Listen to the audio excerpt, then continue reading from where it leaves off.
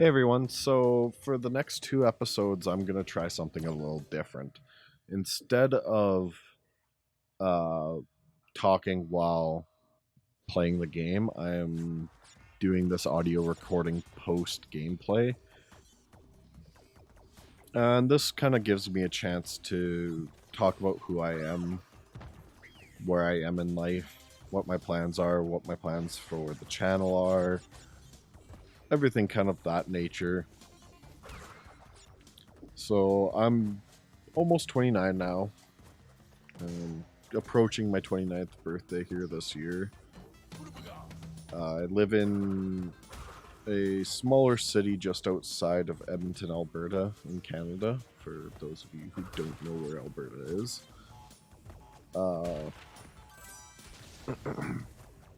I've kind of spent half my entire life on the west coast of North America, but half my life was in Vancouver and half my life has been here.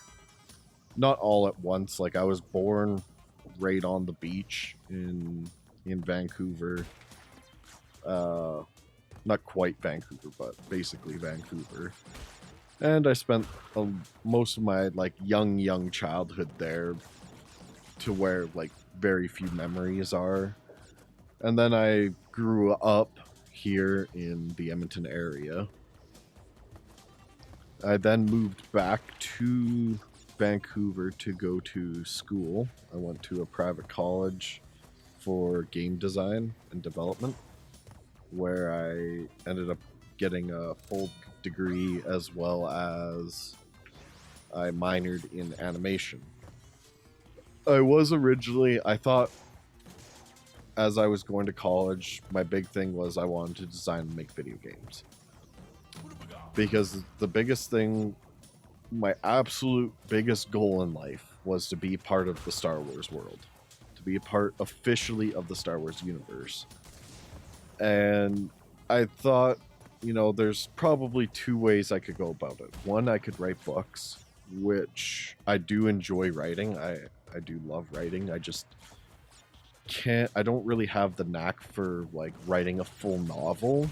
I've tried a few times, but I can really only get short stories done really well.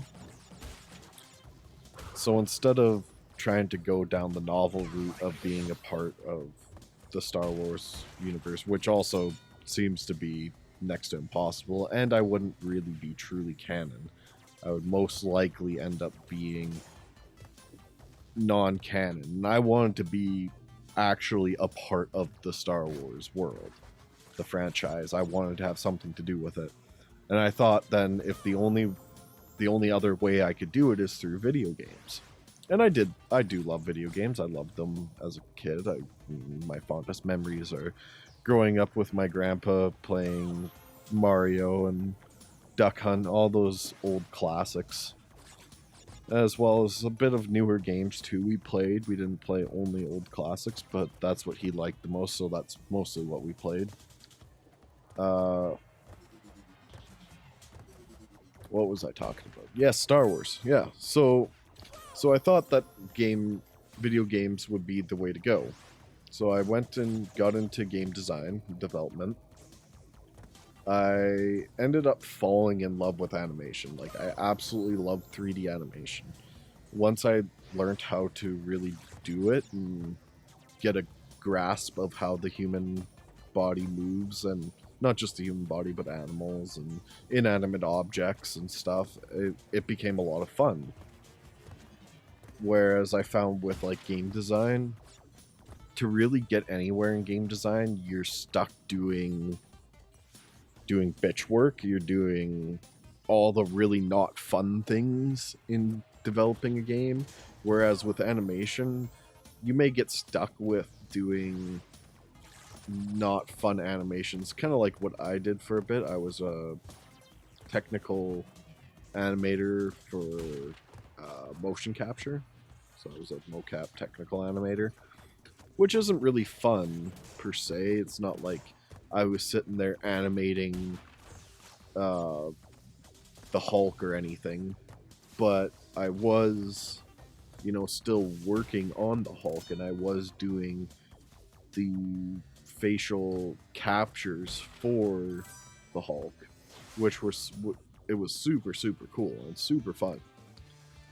Whereas with the game design, if you get, you know, a base job at EA or somewhere, I'm just thinking of studios that are in the Vancouver area where the school was, but you wouldn't be doing anything like that. You'd be doing the really boring, mundane stuff where you're just dragging dots and lines to match them up with other people's art, and you're not doing anything yourself. You're given a very specific, you have to do it exactly this way, and you can't do it any other way, which didn't really appeal to me, but I was going to do it anyways, just so that I could hopefully one day be a part of the Star Wars universe. But then I did fall in love with animation as much as I did, and I decided to get a job in the animation industry. So I got my job at the studio that I worked at for a year and a half or 2 years, somewhere around there. Time flies and it's hard to kind of remember. I worked on so many different projects and they came out like a year or so after I worked there too, so my line for what I kind of did or how long I was there is kind of skewed a bit. But I did end up, I think it was my second project. Yeah, so my first project was Kong Skull Island. I got to work on the facial animation for King Kong. And then I was sitting there and I was kind of trying to get better. So I was staying late, working on shots that I had already completed, getting faster and doing them better. And I was kind of talking to my lead animator, the person who was running the project. And we had another project started, and I was starting up that a little early. And she said, she was asking me why I was like so serious and so everything. And I was saying how I don't want to screw things up. Like, you know, it's a very stressful thing to be a contract worker in the movie industry, because at any moment's notice you can be just let go. There's no, you don't have to follow a procedure to fire someone in this industry. You can just up and fire someone, say there's not enough work for them, and that's enough. And she said, well, you got to just calm down, relax, let the animation flow. You know, you're a good animator, just let it come at you. And she said, you know, sometimes the way that I feel better is when I really know what project I'm working on. And then I can sit there and be like, oh my god, it's so cool that I get to work on this project. Because we weren't really told the projects we were working on as just the contract beginning hires. We were just told the secret code of the project, and that's it. We weren't told what we were doing, per se. But she decided to tell me that the second project we were working on was Rogue One. And I was like, oh my fucking god, are you kidding me? My second project in my field of industry was my life's goal. I was a part of canon Star Wars universe. That blew me away. I was like, there's no way. I was, how old was I at the time? I would have been, oh my god, I gotta think about this. I gotta start counting back the years now. So I'm 28, 29 this year. I went to college in 2014, graduated in 2016.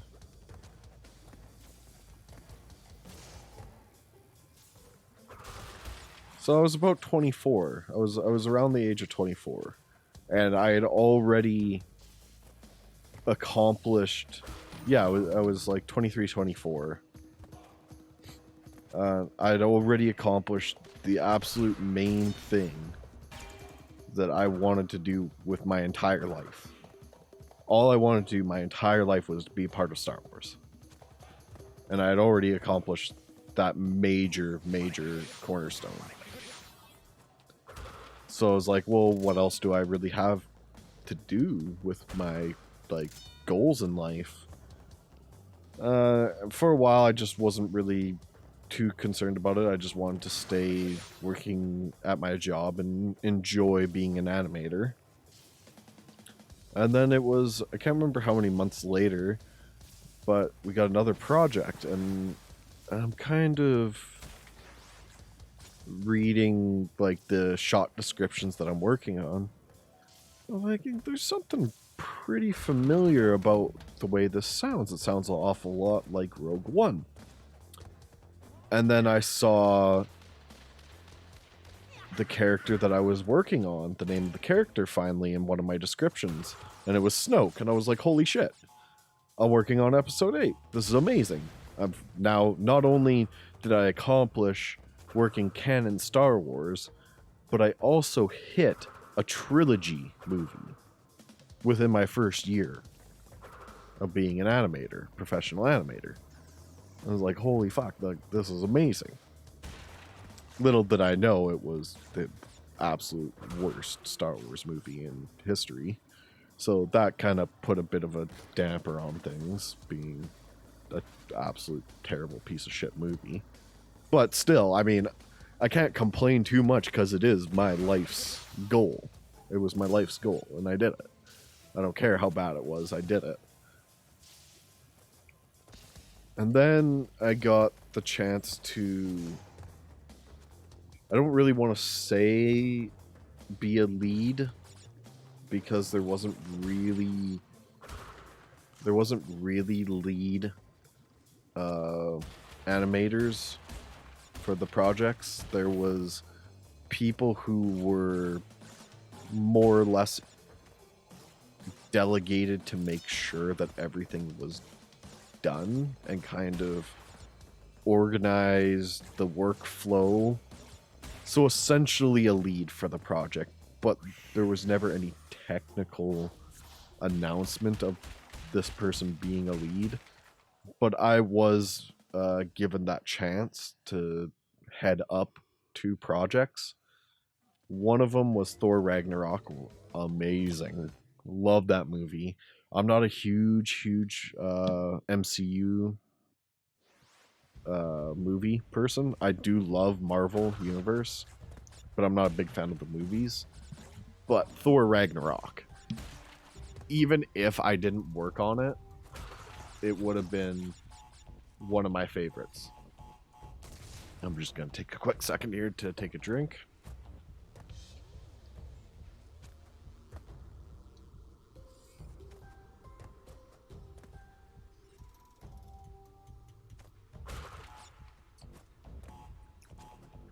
Alright, so yeah, Thor Ragnarok was probably one of my absolute favorite Marvel movies, minus maybe Iron Man, like the original, the very, very first RDJ one.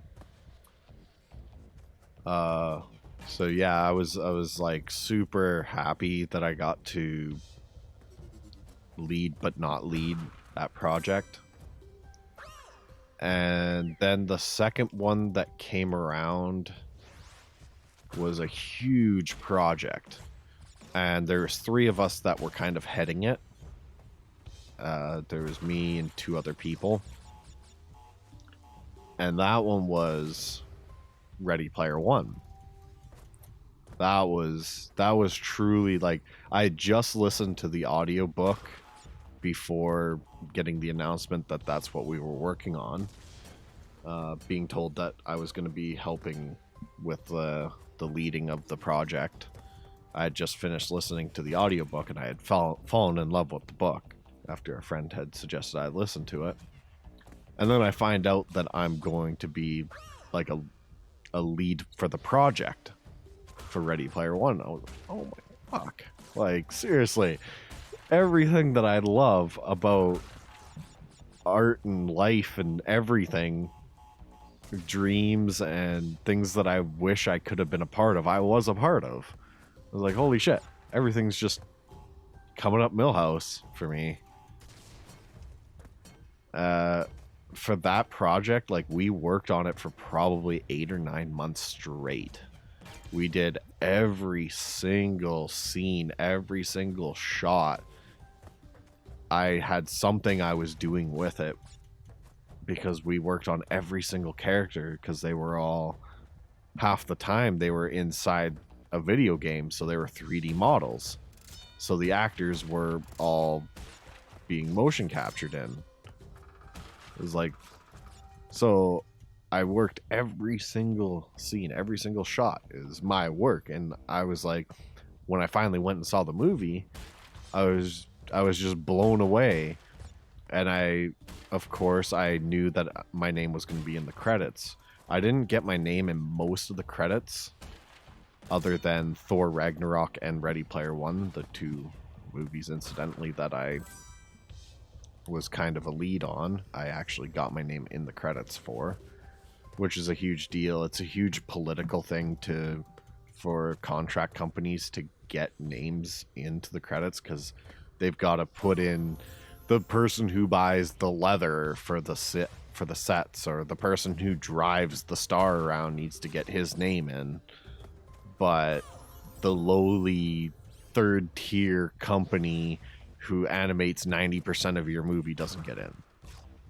Not true for most of them. We didn't do 90%, but Thor Ragnarok and Ready Player One, we did do a majority chunk of the facial animation, so we did get our names in, which was super awesome. Only wished that I could have gotten my names in the Star Wars, but again, I'm not going to complain. I completed my life's goal. But yeah, so I watched Ready Player One in theaters because I had moved to Edmonton by the time it came out, so I went with one of my close friends, and we went and watched the movie in theater. And I was like tearing up the entire time because I recognized every single scene. And I guess it kind of sucked that I knew everything that was going to happen, because even though like everybody who had read the book kind of had an idea of what was going to happen, the movie was vastly different from the books, or from the book. I guess there's two now, but back then it was only one book. So everybody kind of thought they had an idea of what was going to happen, but I knew exactly as I'm watching every single scene. I was like, I know exactly what's coming next. I worked on it, and I'm like tearing up as I'm watching this. And I stick around for the credits, and I'm like basically bawling at this point because I'm like, oh my god, I actually get to see. I couldn't afford at the time to go watch Thor Ragnarok in theater because I was poor in Vancouver. I was a poor artist in Vancouver, and we didn't get to go to the premieres or anything. So I didn't get to go and watch my name on the big screen for that one. So it didn't really hit me that hard. But for Ready Player One, I did get to go and see my name. And it was hard. Like I was literally bawling when I saw my name almost. Like it was crazy to get to see that kind of accomplishment before you're 30. And now I I work a crappy, boring analyst IT kind of job where I just plan a warehouse day-to-day operations. I look at data and tell them, okay, maybe we should focus on this today. Maybe we should focus on that. Here's a bunch of things that came in unannounced to us, and we need to make sure this gets done. Like, that's my job now. I went from animating faces like, I don't know, like all the big names that you can think of for Marvel Universe. I'd either touch their face digitally, or I had to throw in the digitally there because it would have sounded really weird touching their faces. I was just walking up to Benedict Cumberbatch, just rubbing his face and plucking his eyebrows. No, digitally I was doing that, not physically. But it was, you know, it was I wouldn't say humbling to see my name on the big screen. It was just like shocking. Even though I knew it was coming, it was just shocking to me. And even now, still, like every once in a while, I'll go back and I'll rewatch both of those movies. Not so much the Thor Ragnarok anymore, because it just doesn't. As much as I love that movie, it doesn't really hold a special place in my heart as much as Ready Player One does. But whenever I go back and rewatch Ready Player One, I still tear up when I always watch the credits and pause it and just stare at my name and just kind of like have that introspective moment of like, that's what I was, that's what I did 4 years ago. And it's cool that like my name will be attached to something that's so big that people are going to be talking about it for still years to come. Maybe not that much for Ready Player One, especially if they make maybe if they make a sequel, it'll stay alive, but I don't know if they're going to make a second one. That's a whole massive tangent to go down, is the whole Ready Player 2 tangent. And just to like slight tangent it, I really hope they don't make a second movie, because how they did the first movie, how it was so far off from the book, the way that the second book was written, if they do that again, it's gonna be a travesty. It would be, and there wouldn't even be my love for it solely because I worked on it to protect it. So I really don't want I don't want Spielberg to make a second one, because there's nothing to stop me from hating it. But yeah, so that's kind of a bit about me career-wise. You know, I did some cool stuff. I'm now in a boring place in life right now, which is kind of why I am here on YouTube. There's nothing really to fill my creative void, so I kind of need that outlet. It's been such a long time since I've really gotten to have that outlet in a capacity for myself. Like, I've helped friends and with stuff like editing effects, and I've worked on projects for free just to be a part of something again. But now I'm legit doing something again that's at least somewhat close to my industry, in the sense of I'm playing video games instead of either making them or animating them or whatever. And it gives me a chance to do little special effects intros like I did for the Crash, and I did for my Bumbo series too, with the wheel and all that stuff. There's just little things for me to get kind of back into the rhythm of doing larger scaled effects animations. So as time goes, I expect that my quality of intros are probably going to get a lot higher as I kind of get more used to the swing of animating effects and stuff again.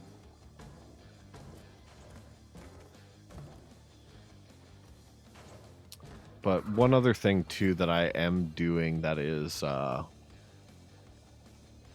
guess artistic, is I am working on a startup company that we're going to be launching here pretty soon with a friend of mine. It's a tabletop RPG. I'm not going to talk too much on it here because we haven't started anything, so I won't say the name or anything, as we don't have everything in place yet. But one thing I will say on it is I'm super looking forward to it, It is an amazing system that my friend has created. And I am going to be handling more of the not really artistic side, because it is a tabletop, so you know it mostly sits in your mind. But for like the role playing book, like the what's the book called? Like your supplement books and stuff like that. I'm handling the design of the layout of the book, the design layouts and all that kind of stuff.